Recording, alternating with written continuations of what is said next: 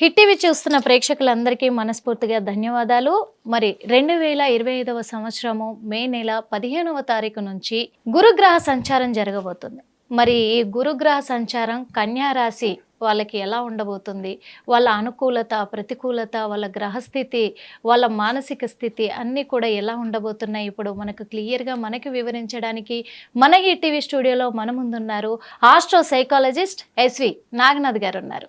ఎందుకంటే మరి నాగనాథ్ గారి సూచనల కోసం, సలహాల కోసం ప్రతి ఒక్కరు ఎదురు చూస్తూ ఉంటారు. ముందుగా హిట్ టీవీ ప్రేక్షకులైతే మరి ఎదురు చూస్తూ ఉంటారు, ఇంకా ఏం కొత్త విషయాలు చెప్పబోతున్నారా అని చెప్పేసి. మీకోసం అవే కొత్త విషయాలు మీకు అనుకూలంగా సూచనలు చెప్పడానికి మన ముందే ఉన్నారు, అడిగి తెలుసుకుందాం. నమస్తే నాగనాథ్ గారు. నమస్తే నిర్మల. మరి గురు గ్రహ సంచారం జరగబోతుంది అంటున్నారు. ఈ గ్రహ సంచారము ఈ కన్యా రాశి వారికి ఎలా ఉండబోతుంది అంటారు? ముందుగా హిట్ టీవీ ప్రేక్షకులందరికీ కూడా నమస్కారం. నిర్మల్ గారు, కన్యా రాశి వాళ్ళకి చతుర్థ సప్తమాధిపతి అవుతారు. ఎవరు? గురువు. దేవతా గురువు బృహస్పతి చతుర్థ సప్తమాధిపతి అవుతాడు. ఎవరికి? కన్యా రాశి వాళ్ళకి. ఈ చతుర్థ సప్తమాధిపతి అయినటువంటి గురుగ్రహము దశమ భావం అయినటువంటి మిథున రాశిలోకి ప్రవేశిస్తాడు ఈ 15వ తారీఖు మే మాసంలో. అయితే చతుర్థ భావము అంటే మాతృభావము, విద్య, భూమికి సంబంధించినవి, మనకి ముఖ్యంగా లిక్విడ్ ప్రాపర్టీస్ అని, ల్యాండ్స్ కానీ, కన్స్ట్రక్టెడ్ బిల్డింగ్స్ కానీ, ఇవన్నీ కూడా చతుర్థ భావానికి వస్తాయి అన్నమాట. ఈ చతుర్థ భావానికి సప్తమ భావము అంటే కళత్రము, పెళ్లి, వివాహము, వైవాహిక జీవితం తర్వాత ఉన్నటువంటి సుఖ సంతోషాలు అన్నీ కూడా కళత్ర భావానికి, సప్తమ భావానికి వస్తాయి. మరి ఈ చతుర్థ భావానికి సంబంధించినది ముఖ్యంగా విద్యార్థులకు ఎలా ఉండబోతుంది దశమంలో? విద్యార్థులు వాళ్ళు చదువుకున్న చదువు, విదేశాలకు వెళ్ళి చదువుకోవాలనుకుంటున్నారా, లేదా ఈ చదివిన చదువుకు అనుగుణంగా వీళ్ళు తీసుకున్న నిర్ణయం మళ్ళీ హైయర్ ఎడ్యుకేషన్కి ఎలా ఉండబోతుంది, వీళ్ళు తీసుకున్న నిర్ణయాలు వీళ్ళకి భావితరాలు అంటే నెక్స్ట్ జనరేషన్ వాళ్ళు నెక్స్ట్ కమింగ్ అప్ టైంలో వీళ్ళకి అనుకూలంగా ఉంటుందా? చాలా మంది తాత్కాలికమైనటువంటి ఫలితాలు చూసి నిర్ణయాలు తీసుకుంటారు విద్యార్థులు, తర్వాత సఫర్ అవుతారు. At the same time real estate వ్యాపారులకు సంబంధించినటువంటి కూడా ఈ చతుర్థ భావానికి వస్తుంది.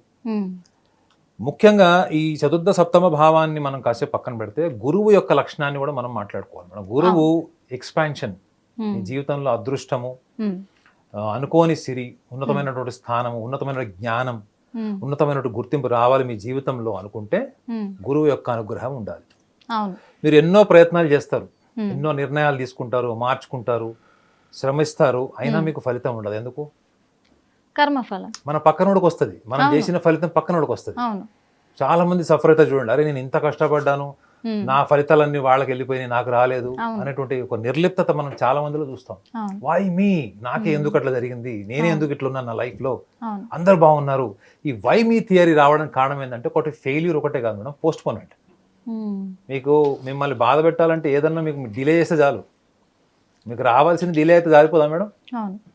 ఈ గురుగ్రహము యొక్క అనుగ్రహము ఈ కన్యారాశి వాళ్ళకి వివిధ భావాలు, వివిధ రకాలైనటువంటి ఆస్పెక్ట్ కూడా చెప్పాను, ఏ రంగాల వాళ్ళకని కూడా చెప్పాను.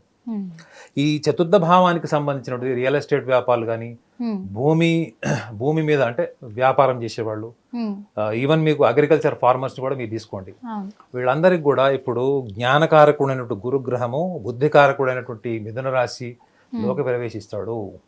సో వీళ్ళకి గతంలో గడిచినటువంటి 1 ఇయర్గా ఉన్నటువంటి egocentric problems, especially with life partner, associate business partners తో ఉన్నటువంటి ఈగోసెంట్రిక్ ప్రాబ్లమ్స్ కూడా ఇప్పుడు వీళ్ళకి సాల్వ్ అయ్యేటువంటి టైం ఇది. చాలా మంది పార్ట్నర్స్ విడిపోతారు, చాలా మందిని చూస్తుంటారు. వ్యాపారాల్లో డబ్బులు పెట్టిన వాళ్ళు, అభిప్రాయ భేదాలు, ఈగో ప్రాబ్లమ్స్, చీటింగ్ చేసిన వాళ్ళు, ఇట్లా రకరకాలు ఉంటారు అండి. వీళ్ళందరితో వైరుధ్యం ఉన్న వాళ్ళు, కోర్టు కచేరీలకు వెళ్ళిన వాళ్ళు, లేదా కోర్టుకు వ్యవహారాలకు వెళ్ళాలనుకున్నప్పుడు, లీగల్ యాక్షన్ తీసుకోవాలనుకున్న వాళ్ళందరికీ కూడా ఇది కొంత ఒక అండర్స్టాండింగ్ సెటిల్మెంట్కి వచ్చేటువంటి టైం అని చెప్పచ్చు. అర్థమైందండి? Something is better than nothing కదా. సో ఇది ముఖ్యంగా విద్యార్థులు కూడా ఈ కన్యా రాశిలో ఉన్న వాళ్ళు ఏంటంటే ఎక్కువగా ఒక నిర్ణయం తీసుకోవడానికి 1000 రకాలుగా ఆలోచిస్తారు. వీళ్ళతో ఉన్న సమస్య ఏంటంటే ఈ 1000 రకాలుగా ఆలోచించడం వల్ల వీళ్ళు ఏ నిర్ణయం తీసుకోలేకపోవడం వల్లనే వీళ్ళకి డెసిషన్ మేకింగ్ అంటే సొంత విషయాల్లో నిర్ణయ శక్తి సమస్యలు వీళ్ళకి జీవితకాలం ఉంటాయి. కానీ వీళ్ళు వేరే వాళ్ళకి సంబంధించిన విషయాల్లో నిర్ణయాలు తీసుకునేటప్పుడు మీ మీద వాళ్ళకి అభిప్రాయం ఉంటుంది మేడం ఆల్రెడీ. జీవిత భాగస్వామి కావచ్చు, ఇంట్లో తండ్రి కావచ్చు, తల్లి కావచ్చు, ఈ రాశిలో జన్మించిన వాళ్ళు ఉమ్, మీ మీద ఆల్రెడీ వాళ్ళకి ఒక జడ్జిమెంట్ ఉంటుంది, సీక్రెట్ జడ్జిమెంట్ ఉంటుంది. అవును. అది ఎప్పుడో సందర్భం వచ్చినప్పుడే బయట చెప్తారు. కానీ నిజంగా అది సందర్భం వచ్చినప్పుడే కాకుండా ఎప్పుడన్నా వీళ్ళు గ్రూప్ డిస్కషన్స్లో వాటిలో కూడా అటువంటి విషయాలు వీళ్ళు బహిరంగంగా చెప్పాలి. ఉమ్, వీళ్ళ విశ్లేషణ ఎప్పుడు మనసులో పెట్టుకుంటారు. వీళ్ళంతా ఎక్స్ట్రావర్డ్స్ కాదు, అంత వీళ్ళు తొందరగా ఇంట్రోవర్డ్స్. బయటికి చెప్పరు. మనసులోనే పెట్టుకుంటారు. చెప్తే ఏమనుకుంటారు అనే భయం, ఆందోళననే ఉంటుంది తప్ప అరే చెప్పి చూద్దాం ఏం జరుగుతుందో చూద్దాం అనేటువంటి తెగింపు ఉండదు వీళ్ళకి. ఉండదు. అవును. చాలా చాలా sincere, very genuine, very hard working people వీళ్ళు కన్యారాశి వాళ్ళు. ఉమ్, మరి సప్తమ భావంలో కూడా ఇప్పుడు శని ఉన్నాడు కదా.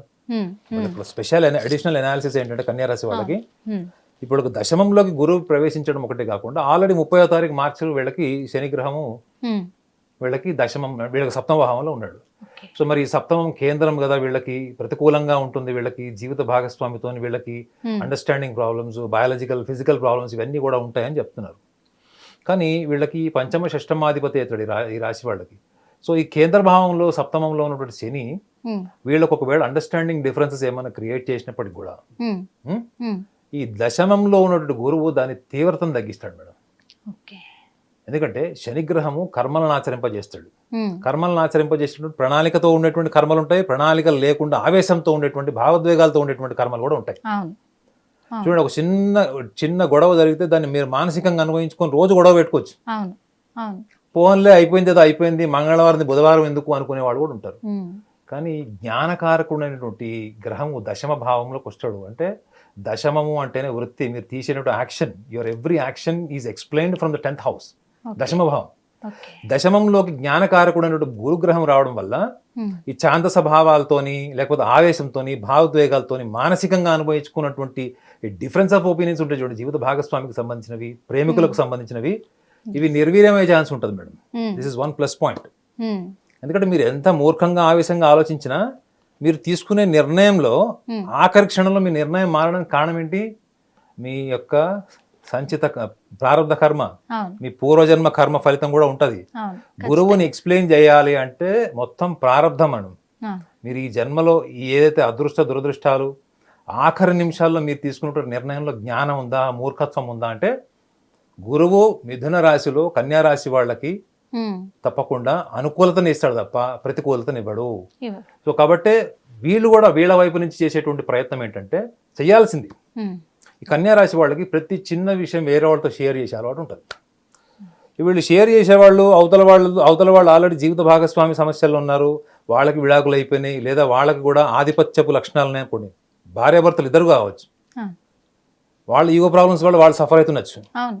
వాళ్ళ లాంటి వాళ్ళకి వెళ్ళి వీళ్ళు ఒకవేళ షేర్ చేశారనుకోండి, వీళ్ళకి వచ్చేటువంటి సలహా ఫీడ్బ్యాక్ ఏముంటుంది, మోటివేషన్ ఏముంటుంది, నెగిటివే ఉంటుంది. అవును.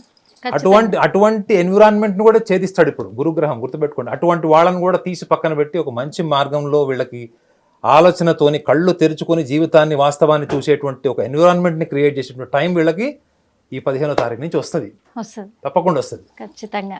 మరి ఎందుకంటే ఈ కన్యా రాశి వాళ్ళు చాలా సున్నితమైన మనస్తత్వం కలిగిన వాళ్ళు కాబట్టి ఏ విషయాన్ని కూడా బయటికి చెప్పుకోలేరు కాబట్టి వాళ్ళ కర్మ ఫలితాలు ఎలా ఉన్నాయని విశ్లేషించారు, వాళ్ళ రాశి ఫలితాలను కూడా విశ్లేషించారు. మరి వీళ్ళు కర్మ ఫలితాన్ని ఖచ్చితంగా స్వీకరించాల్సిందే, అనుసరించాల్సిందే అని చెప్తున్నారు. మరి వీళ్ళకి సాధ్యమంటారా? నేను చెప్పా కదా మేడం, మీకు జీవితంలో ఆశయం ఉంటుంది, సాధించాలి అనేటువంటి నిజాయితీ ఉంటుంది, ప్రయత్నంలో అపారమైనటువంటి నిజాయితీ ఉంటుంది. కానీ ఎందుకు మీరు సాధించలేకపోతున్నారు? ఇవాళ ప్రపంచంలో ఎవరైనా జ్యోతిష్యుడి దగ్గరకు వెళ్తున్నారంటే 2 కారణాలు ఉంటాయి మేడం. నేను 20 ఏళ్ళ అనుభవంతో చెప్తున్నాను. ఒకటి, మీరు ఒక బలమైన నిర్ణయం తీసుకునేటప్పుడు మీరు ఒక క్రాస్ రోడ్లో ఉంటారు, ఎటు వెళ్ళాలో తెలియదు, రైట్ లెఫ్ట్ బ్యాక్ ఫ్రంట్ తెలియదు మీకు. ఒక క్రాస్ రోడ్లో ఉన్నప్పుడు ఒక నిర్ణయం కోసం జ్యోతిష్యుల దగ్గరికి వెళ్తారు. రెండోది ఏంటంటే అదృష్టం ఎలా సాధించుకోవాలి, ఉన్న కష్టకాలాన్ని, పేదరికాన్ని, దారిద్ర్యాన్ని ఎలా పోగొట్టుకోవాలి, దానికోసం మనం ఎటువంటి మార్గాన్ని అనుసరిస్తే మన జీవితం ఉన్నతంగా ఉంటుంది. ఈ 2 కారణాలు కాకుండా మిగతా ఏ కారణాల వల్ల జ్యోతిష్యుల దగ్గరికి వెళ్తారు చెప్పండి? మేజర్ పార్ట్, మోర్ దెన్ 90% ఇక్కడికి వెళ్తారు. మరి ఇది కర్మలను ఆచరింపజేసేటువంటి ఒక శాస్త్రం, కర్మల్ని ఎలా ఆచరింపజేసేయాలి అనేటువంటి ఆ శాస్త్రాన్ని కూడా మీరు ఇందులో చూసుకోవచ్చు. అంటే ఒక దిక్సూచి లాంటిది. అవును. కేవలం ఫలితం మాత్రమే కాదండి. జ్యోతిష శాస్త్రం అంటే ఫలిత జ్యోతిషం మాత్రమే కాదు, అవును. దానికి ఒక ప్రణాళిక కూడా ఉంటుంది. ఒకవేళ ప్రణాళిక లేదు, ఉమ్, ఇది ఒక ఇండికేటర్ లాంటిది. ఒక మనం వెహికల్ మీద వెళ్ళేటప్పుడు ఒక రైట్ సైడ్ ఇండికేటర్ ఎందుకు వేస్తాం? మనం రైట్ సైడ్ వెళ్ళాలి కాబట్టి వేస్తాం. అవును. సో మీరు రైట్ సైడ్ ఇండికేటర్ వేశారంటే వెనక వాళ్ళకి ఏం తెలుస్తుంది మేడం? తెలీదు. The vehicle is taking right side turn. So వెనక నుంచి వచ్చేవాడు వాడి స్పీడ్ తగ్గించుకోవడమో వాడు సైడ్ ఇవ్వడమో చేస్తాడు. అంటే కాన్సిక్వెన్సెస్ని మీరు ఇండికేటర్ వేసిన తర్వాత అక్కడ జరగబోయే దాన్ని ఎన్విరాన్మెంట్కి మీరు ఒక మెసేజ్ లాగా ఇస్తారు. ఉమ్, సేమ్ థింగ్ మీకు గ్రహస్థితిలో వచ్చేటువంటి మార్పులు వాళ్ళ గోచార ఫలంలో, ముఖ్యంగా వాళ్ళ వ్యక్తిగత జాతకంలో గురువు యొక్క స్థానం ఎక్కడ ఉంటుంది, శని స్థానం ఎక్కడ ఉంటుంది అన్నది వ్యక్తిగత జాతకాన్ని విశ్లేషించినప్పుడు ఇంకా చాలా సూక్ష్మంగా చెప్పచ్చు. ఇది గోచారం. ఉమ్, కాబట్టి వీళ్ళకి, ఈ కన్యారాశి వాళ్ళకి ఈ ఇండికేటర్ ఏంటి అంటే వీళ్ళ జాతకంలో గోచార ఫలంలో వీడికి 7 రకాల భావాల్ని వీళ్ళకి జ్యోతిష శాస్త్రం ఎందుకు చెప్పింది. ఈ 7 రకాల భావాలను కూడా చెప్పలేదు అనుకోండి మేడం, ఉమ్, అప్పుడు నా డెసిగ్నేషన్ ఓన్లీ ఆస్ట్రాలజర్ అని ఉండేది, ఆస్ట్రో సైకాలజిస్ట్ అని ఉండేది కాదు. ఓకే. అర్థమైందా? ఈ 7 రకాల భావాల్లో మనసు ఉంది, బుద్ధి ఉంది, కోరిక ఉంది, కర్మలు ఉన్నాయి, మీ శరీరంలో ఉన్నట్టు సామర్థ్యం ఉంది. అవును. ఆ?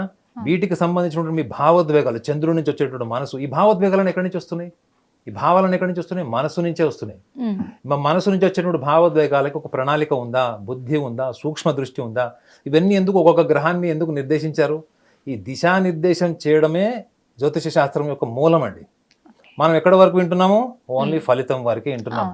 ఈ రోజు మనకు బాగుందా లేదా అంతవరకు వింటున్నాం.